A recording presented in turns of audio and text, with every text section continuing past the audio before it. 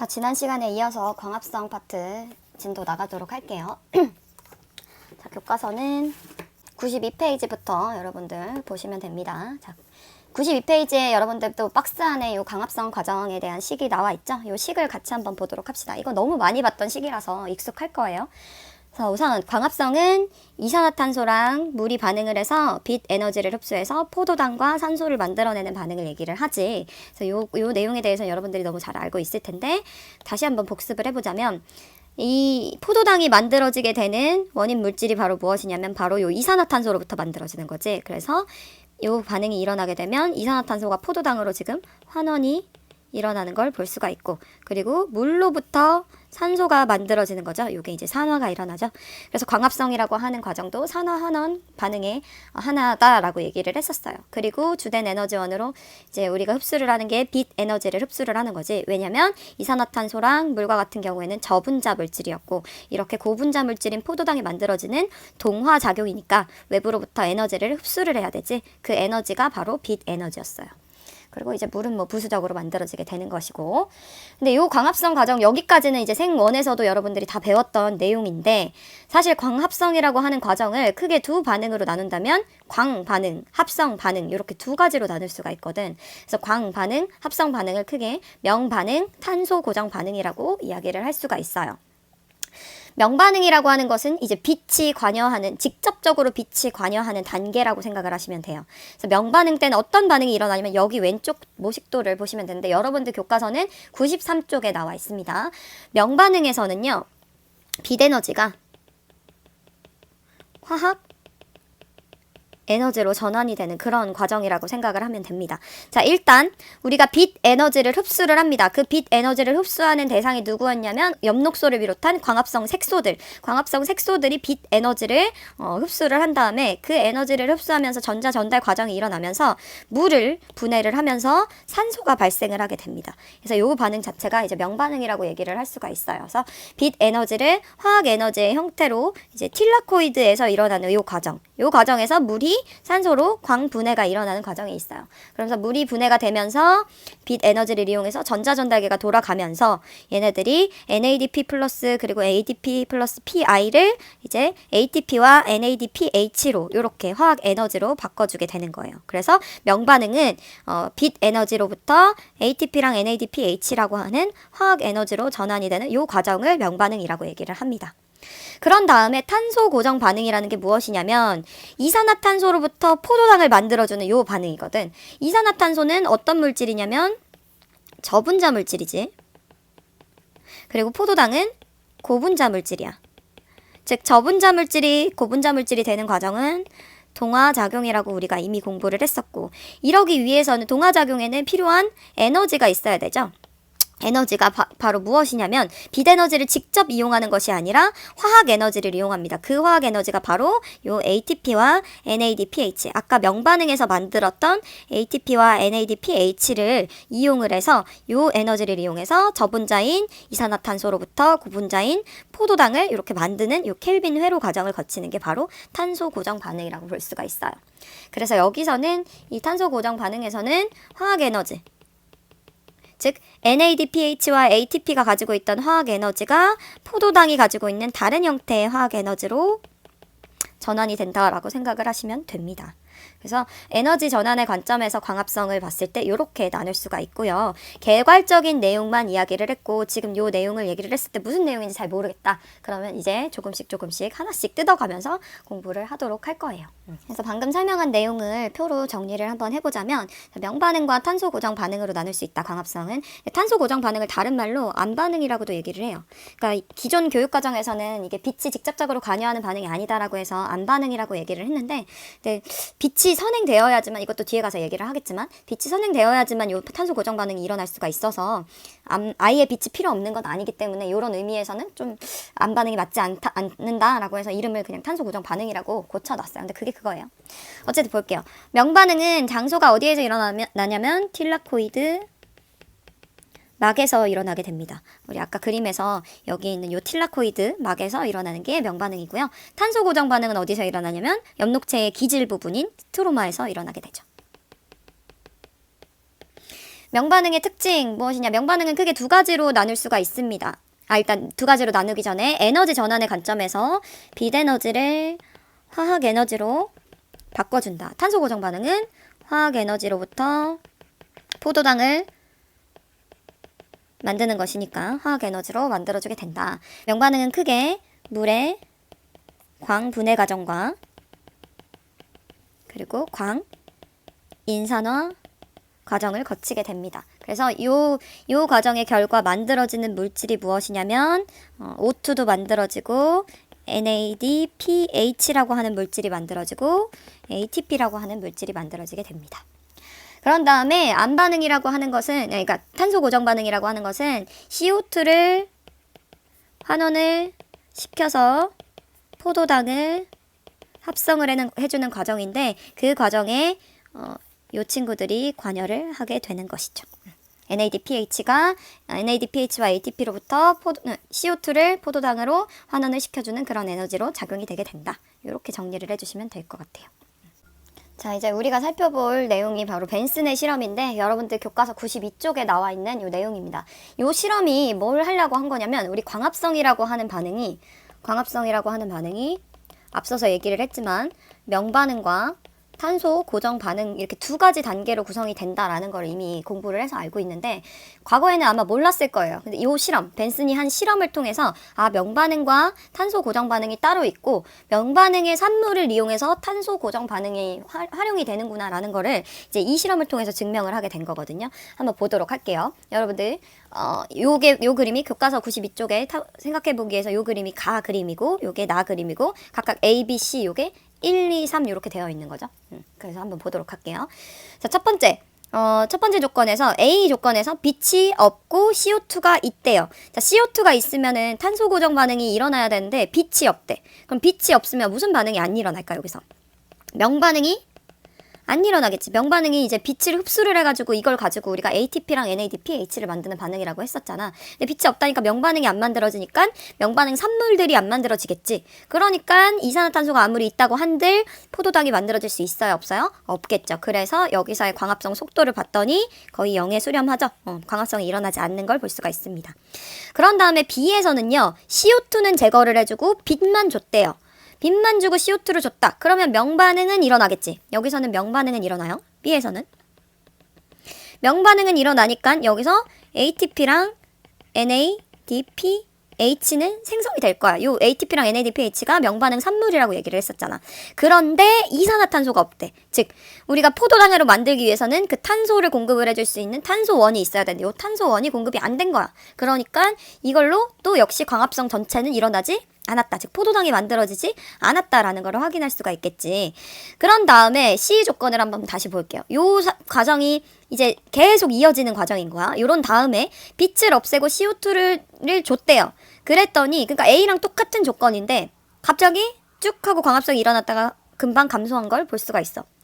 이건 왜 이렇게 된 걸까? 지금 조건만 따지고 봤을 때 A 조건이랑 C 조건이랑은 둘 다 똑같죠. 빛이 없고 CO2가 있으면 똑같은데 잠깐 광합성이 일어났다가 없어졌대. 왜 그럴까요?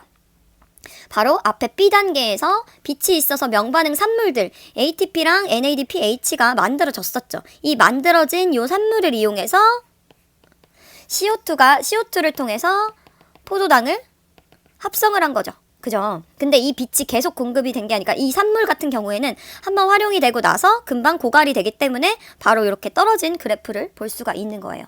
즉 이걸 통해서 알 수 있는 사실이 무엇이냐? 이걸 통해서 알 수 있는 사실이 뭐냐면 암반응이 일어나기 위해서는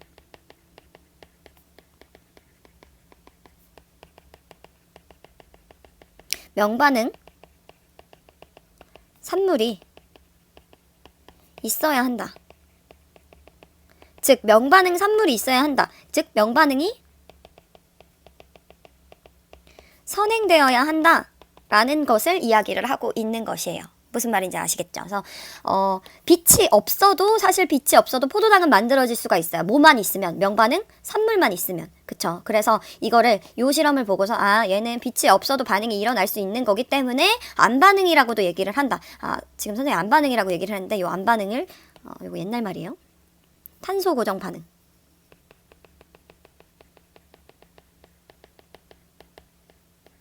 탄소 고정 반응이 일어나기 위해서는 명반응 산물이 있어야 한다. 즉 탄소 고정 반응보다 명반응이 선행된다. 이렇게 살펴볼 수가 있겠고요. 그 다음에 두 번째 거 그림을 보게 되면 차이점이 뭐냐면 두 번째 거는 얘랑 C랑 F의 차이점은 빛이 계속 있느냐, 빛을 없앴느냐. 빛이 있었더니 계속해서 쭉 광합성이 유지가 되는 걸 알 수가 있겠죠. 빛이 있게 되면 뭐가 계속 공급이 되니까. 빛이 있게 되면 명반응 산물이 계속 공급이 되니까. 그쵸? 그렇게 볼 수가 있겠어요. 그래서 우리 교과서로 다시 넘어가 보도록 할게요. 자, 그래서 교과서에 있는 문제를 같이 한번 보도록 합시다. 가해 1과 3에서 광합성 속도가 다르게 나타난 까닭은, 자, 가해 1과 3에서 광합성 속도가 지금 다르죠? 얘는 0인데 얘는 약간 있다가 됐어요. 얘네들의 차이점이 뭐야? 명반응 산물이 있냐 없냐 요 차이죠. 얘는 있는 거고 쟤는 없는 거고. 그쵸? 그래서 여기 이제 정답을 한번 읽어볼게요. 가해 3은 1과 달리 CO2 공급에 앞서서 잠시 빛을 비추었기 때문에 광합성이 일시적으로 남아 일어났다. 이를 통해 광합성은 빛을 필요로 하는 단계, 요게 바로 명반응이었지. 그쵸? 명반응과 CO2를 필요로 하는 단계가 구분되어 있다라는 것을 알 수가 있다. CO2를 필요로 하는 단계가 무엇이었어요? 이게 아까 암반응이라도 이것도 얘기했지만 탄소 고정 반응, 이렇게 얘기를 했었지. 으로 구분되어 있다는 것을 알 수 있었다. 또 가해 1에서 CO2를 공급하고 2에서 빛을 공급하였을 때 광합성이 일어나지 않은 것으로 보아서, 즉 여기서 CO2만 있고 빛이 없는 상태인데 나중에 빛을 공급했다고 해서 광합성이 이렇게 일어나지 않았죠. 그런 걸로 보아서 빛을 필요로 하는 과정이 선행되어야지만 CO2를 필요로 하는 과정이 진행된다는 것을 알 수 있다. 아까 선생님이 설명했던 내용이었죠. 명반응과 광합성이라고 하는 과정은 명반응과 탄소 고정 반응으로 나누는데 항상 명반응이 탄소 고정 반응에 선행을 해야 된다. 왜 그러냐면 명반응 산물로 ATP와 NADPH라고 하는 것이 만들어져서 탄소 고정 반응에 활용이 될 수 있기 때문이다. 라고 설명을 했었죠. 자, 그 다음에 두 번째 문제. 가해 3과 달리 나해 3에서는 광합성이 계속 일어났대요. 그죠? 여기는 빛이 없는 상태에서 명반응 산물만 조금 일어난 상태에서 금방 그쳤는데 얘는 빛이 있고 CO2 공급된 상태에서 계속 지속적으로 광합성이 일어난 걸 알 수가 있었었죠. 그 까닭은 무엇이냐? 뭐가 계속 공급되었기 때문에 빛을 계속해서 비추어줬기 때문이다. 라고 써주시면 되겠죠. 이 실험의 결과로 알 수 있는 사실 정리해보자면 광합성은 빛을 필요로 하는 단계와 CO2를 필요로 하는 단계로 구분이 되며 명반응과 탄소 고정 반응으로 구분이 되며 빛을 필요로 하는 과정이 먼저 일어난 후 CO2를 필요로 하는 과정이 일어난다. 즉 명반응이 탄소 고정 반응에 선행된다. 이렇게 정리할 수가 있겠죠. 자, 이제 우리가 명반응에 대해서 이제 본격적으로 들어가기 전에 명반응에 대한 개괄적인 내용을 한번 살펴보도록 할게요. 아까도 이야기를 했던 내용이지만, 자, 명반응이 일단 일어나는 반응 장소는 엽록체겠지. 엽록체에서 특히나 틸라코이드 막에서 일어나게 됩니다. 명반응은. 명반응은 그러니까 우리 세포호흡에서는 어떤 막이 제일 중요했냐면 미토콘드리아 내막이 중요했었죠. 네, 명반응에서는 엽록체의 틸라코이드 막에서 이 명반응이 일어나게 되는 거예요.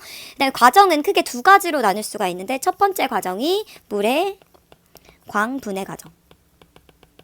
물의 광분해 과정이라고 볼 수 있어요. 물의 광분해 과정이라고 하는 것이 빛 에너지를 통해서 물로부터 산소가 만들어지는 이 과정이에요. 그래서 이 과정에서 생성되는 물질이 O2가 생성이 되게 된다.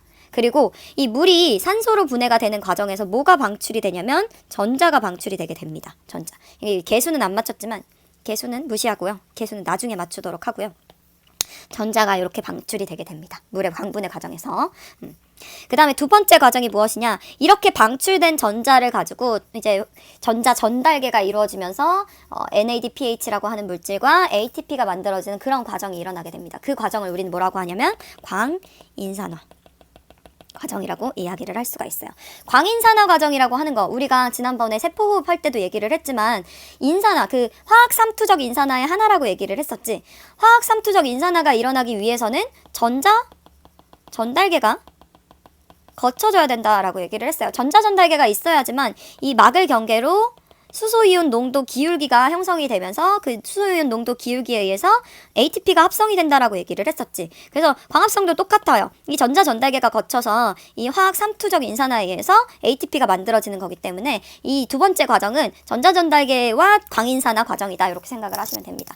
그 전자를 누가 공여를 해줬냐면 바로 요 H2O, 물이 광분해 과정에서 전자를 공여를 해줬고 이 공여해준 전자들이 전자전달계를 따라서 이동을 하면서 수소이온 농도 기울기를 만들고 결국에는 ATP를 만들게 되는 것이죠.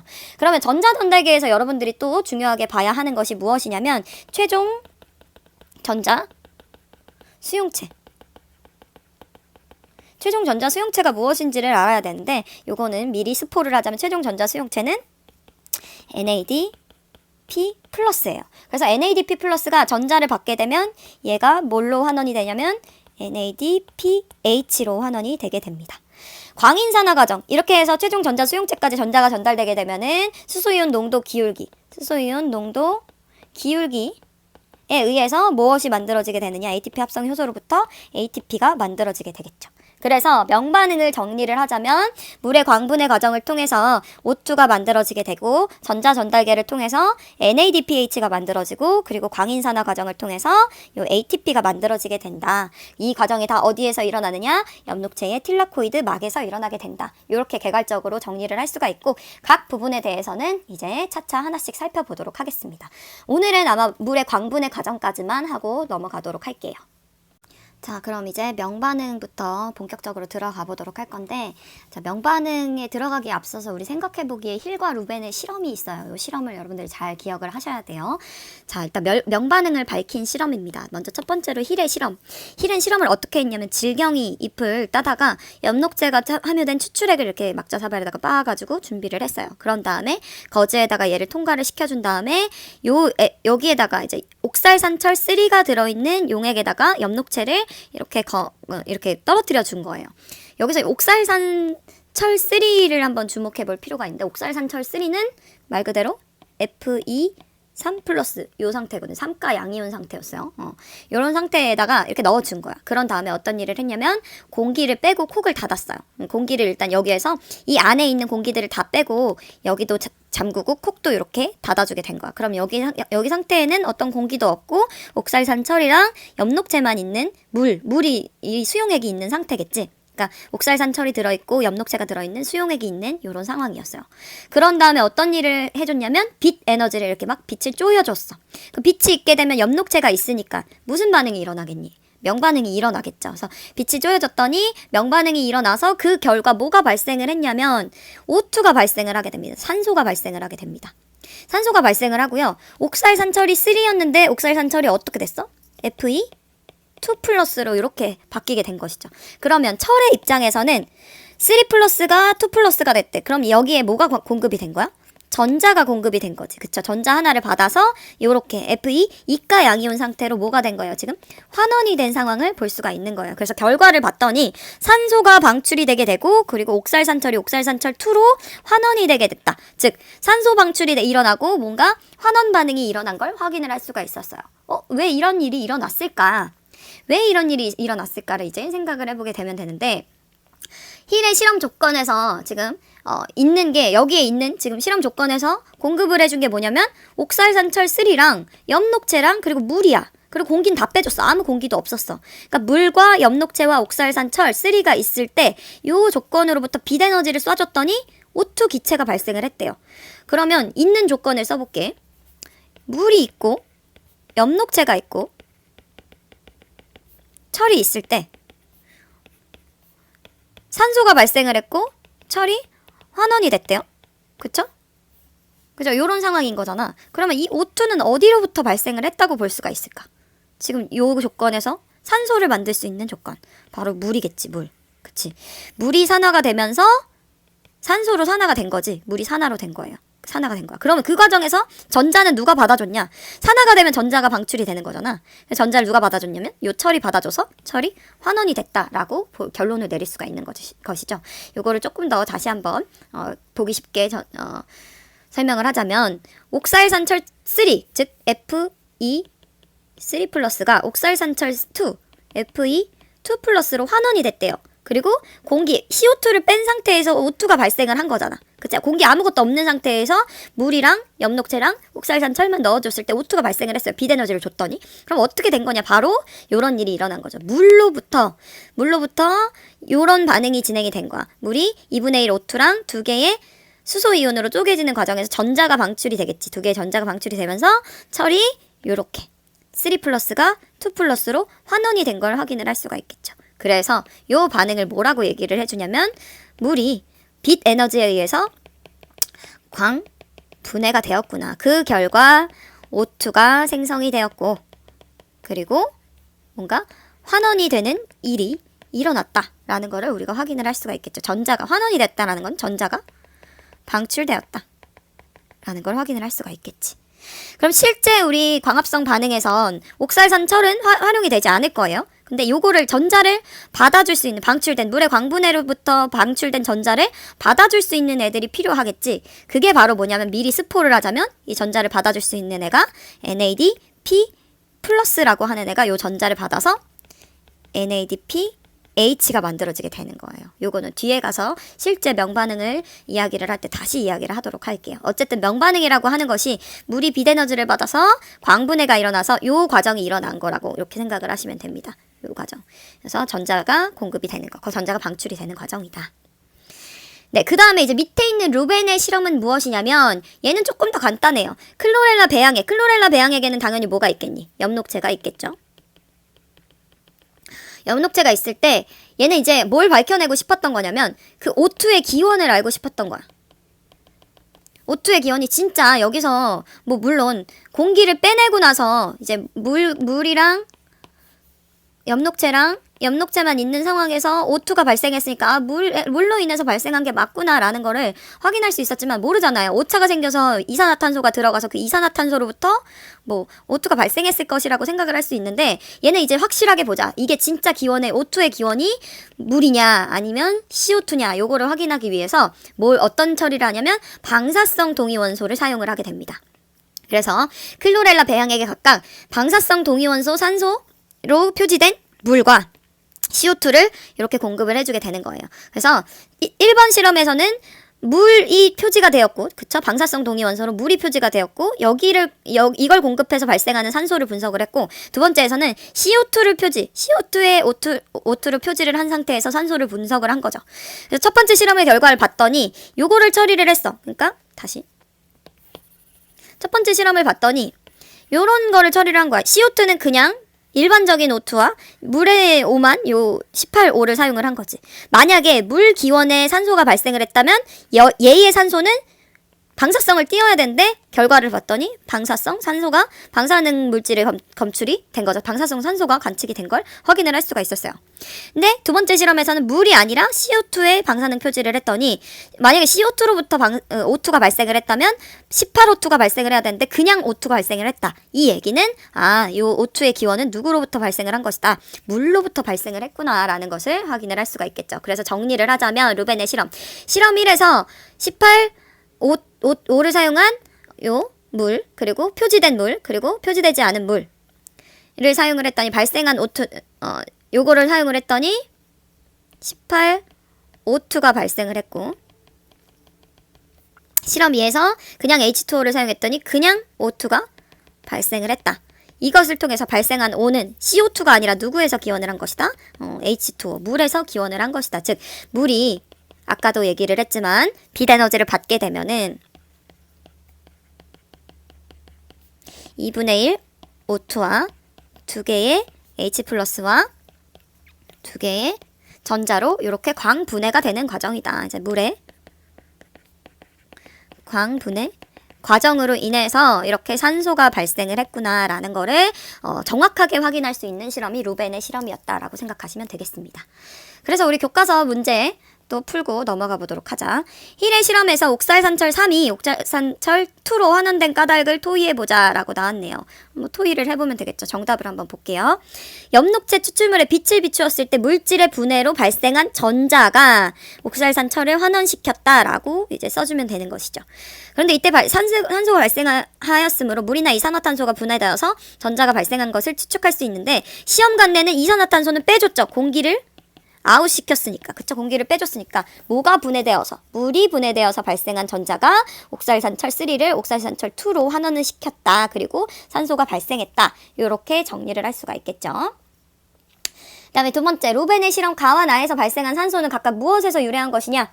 가에서는 18O2가 발생을 했으니까 18H2O로부터 유래를 한 것이고 나에서는 그냥 O2가 발생을 했으니까 H2O로부터 유래를 했다라고 생각을 할 수 있겠죠. 그래서 이 가나 실험, 어떤 실험을 보더라도 CO2로부터 O2가 기원을 한 것이 아니라 물로부터 O2가 기원을 했다라는 것, 즉 물의 광분해를 통해서 산소가 만들어졌구나라는 결론을 내릴 수가 있겠죠. 자, 지금까지 우리가 다룬 내용을 알짜 반응식으로 한번 정리를, 여기 있는 식으로 정리를 하자면, 여기 첫 번째 단계가 물의 광분해 과정이었죠. 물이 빛 에너지를 받게 되면 요렇게 쪼개지게 된다. 그 과정에서 O2가 발생을 하게 된다라는 거였고요. 그리고 이 O2가 발생하는 과정에서 방출된 요 전자를 누가 받아주게 되냐면 NADP 플러스라고 하는 애가 수소이온과 전자를 받아서 NADPH가 되고 H 플러스가 되더라라는 것까지 이야기를 하게 된 거예요.